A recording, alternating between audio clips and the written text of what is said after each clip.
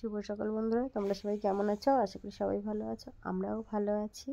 আর সকালবেলা ঘুম থেকে উঠেই মনে হলো দুদিন ধরে এটাকে রোদে দিয়ে দিচ্ছি এই ব্ল্যাঙ্কেটটা, কেন কি একটু রোদে না দিলে হয় না। কি কাটছো তুমি? এই ওইভাবে কাটে না, নষ্ট হয়ে যাবে। দেখো, দাঁড়াও। দাঁড়াবো কেন? দাও আমার কাছে দাও।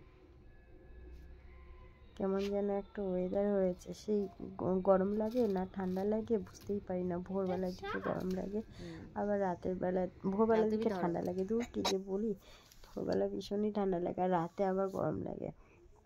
সন্ধ্যাবেলার দিকটা বেশি করে গরমটা লাগে। ছেলেও পড়তে বসলেই ফ্যান চালায়, এদিকে বেশিক্ষণ ফ্যানটাও চালানো যায় না, কেননা ফ্যানটা চালালে পরে আবার ঠান্ডাও আমার ঠান্ডা লাগে।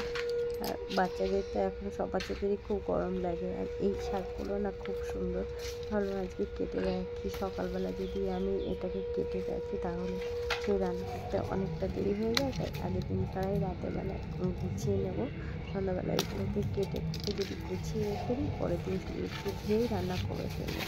আর আমি ভাবছি কী করে করবো, মানে এটাকে কী দিয়ে রান্না করবো না করবো সেটাই ভাবছি। একটু বড়ি দিয়ে কিন্তু কুমড়োর শাক বড়ি দিয়ে জানি না। আর দেখো সন্ধ্যাবেলা আমি এই জামা কাপড়গুলো সব বাইরে ছিল, ঘরটা ঝাড় দিয়ে আগে ওকে পড়তে বসিয়ে দিয়েছি, তারপরে এই ইসে করেছি, এই জামা কাপড়গুলো নিয়ে এসছি। এখন ভাবছি গোছাবো। জামা কাপড় আনা থেকে গোছানো বেশি অসুবিধা হয়। এই ফটোটা আজকে স্কুল থেকে দিয়েছে, ওই দেখো আমার ছেলে ওখানটায় রয়েছে, জানি না তোমরা চিনতে পারবে কি না, পরে একদিন ভালো করে দেখিয়ে দেবো। আর এই জামা কাপড়গুলো গোছাতে খুব অসুবিধা হয়, তাই না? সবারই হয় হয়তো, মানে ছোট বড় এখানে সেখানে চতুর রকমের জামা কাপড় থাকে। আর সব কাজ গুছিয়ে তারপরে আমি চলে এসেছি সবজিগুলোকে কাটতে। আর সোনা বাবা এখনও বসে বসে পড়ছে, ওর মতো করে পড়ুক। আর এইটা আমাদের একটু সেই সজনার ফুল এনেছিল, ওটা দিয়ে পকোড়া করেছি আর একটু চা করে নিয়েছি। ওর বাবা চলে এসছে, এখন ভাবছি এটা দিয়েই আমরা সন্ধ্যাবেলা খেয়ে নিই। তার মধ্যে আবার ওর একটু খিদেও পেয়ে গেছে, ও তো আর চা খাবে না।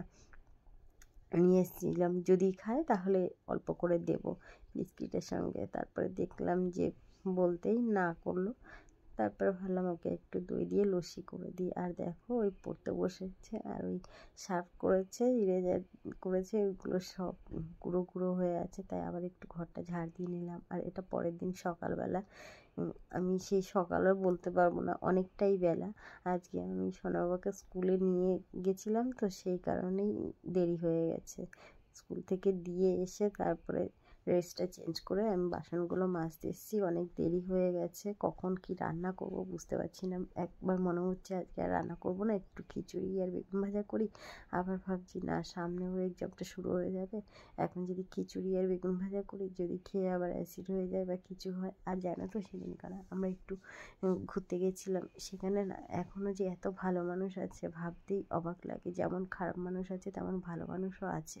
সেই ঘুরতে গিয়ে একজনের পার্স, একটা মেয়ে, দুটো মেয়ে পার্স হারিয়ে ফেলেছে, খুব বেশি ইসে না। তারপরে মনে হলো যে মানে খুব বড় না আর কি, সেই পার্সগুলো হারিয়ে ফেলে ওখানে ফেলে চলে গেছে। আমরা বসেছি, এক ভদ্রলোক আর ভদ্রমহিলা পেয়েছে, পাওয়ার পরে সেই ইসে করেছে, আমাদেরকে সবাইকেই জিজ্ঞাসা করছে যে কার পার্স কার পার্স, কেউ বলতে পারছে না, কারণ না কী করে বলবে। আমাদেরকেও হঠাৎ করে জিজ্ঞাসা করেছে, আমি তো ভয়ই পেয়ে গেছি,